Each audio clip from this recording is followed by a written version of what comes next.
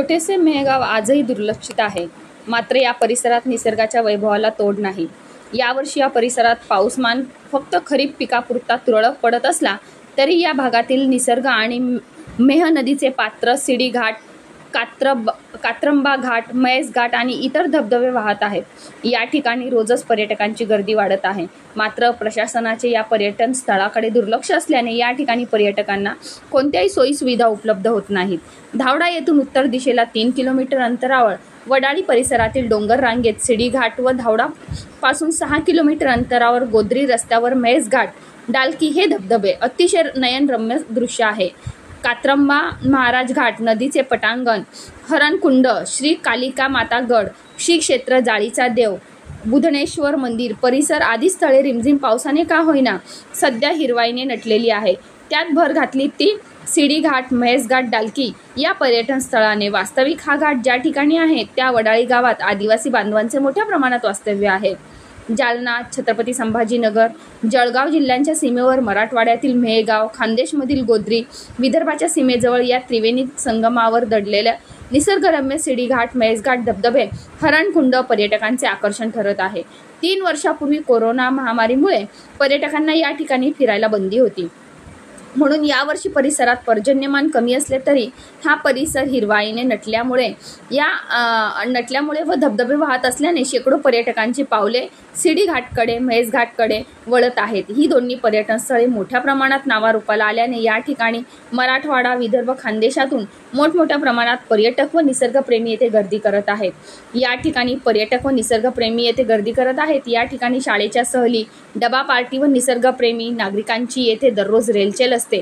एकंदरीत हे निसर्गरम्य ठिकाण पर्यटन स्थळ म्हणून पुढे येत आहे.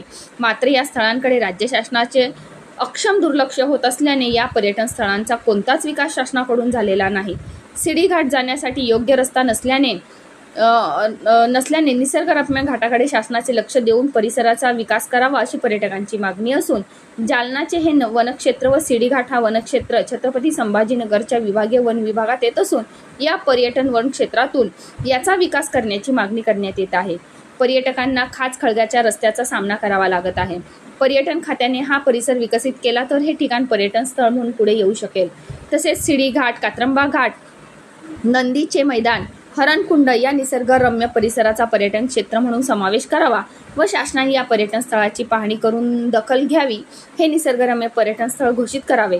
अजिंठा, बुलढाणा या पर्वतरांगेच्या सानिध्यात वसलेले आदिवासी बहुल गाव म्हणजेच वडाळी येथील हे निजामाच्या राजवटीत अजिंठा पर्वतरांगेतील व हे निसर्ग सौंदर्य असलेले पर्वतरांग म्हणजे पर्यटकांचा ठेवा म्हणून प्रचलित असल्याचा दावा इसवी सन 1901च्या जनगणनेनुसार नमूद असून या वनक्षेत्रावर वर्चस्व असलेले समुदाय कोळी, मल्हार, कोल्हे, बिकी कोळी, भिल्ल, कहर, बन्सी हा आदिवासी समुदाय व्यवस्थापन करून मनोरंजन आणि वनौषधीची विक्री व आरोग्यविषयक सल्ला वेळोवेळी निर्गमित करीत होते अशी माहिती निसर्गप्रेमी व जुने जाणते ज्येष्ठ नागरिक सांगतात.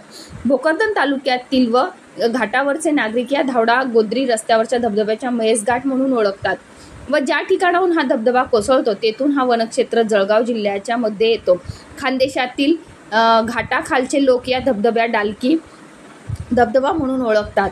या धबधब्यावरून व सिडी घाट धबधब्याचे हरणकुंड, मेह नदीचे हे सर्व पाणी भोकरदन तालुक्यातील धावडा, मेहगाव व सिल्लोड तालुक्यातील वडाळी, टाकावस्ती, नाटवी, वाघेरा, आमसरी परिसराचे पावसाचे संपूर्ण पाणी वाहून खानदेशात फतेपूर, गोद्री, तोंडापूर, जामनेरच्या धरणात जाऊन तापी खोऱ्यात जाते व पाण्यामुळे घाटाखालचे हे सर्व धरण जून महिन्यातच भरून ओसंडून वाहतात व भोकरदन, सिल्लोड तालुक्यातील हा परिसर सिंचनापासून वंचित राहत आहे. हेच पावसाचे पाणी भोकरदन, सिल्लोड तालुक्यात वळविल्यास सेलूतचे धामणा धरण, अजिंठ्याचे धरणात वर्षभर पाण्याची कमतरता भासणार नाही व धावडासह पिंपळगावरे, जळगाव, सपकळ, अनवा, वडोद, तांगडा, वालसावंगी, पारत, सेलूत, हिसोडा, दहीगाव, आडगाव, शिवणा, माधणी, जळकी, खुपटा आदीसह 50 गावे सिंचनाखाली येतील अशी मागणी या परिसरातील शेतकऱ्यांची अनेक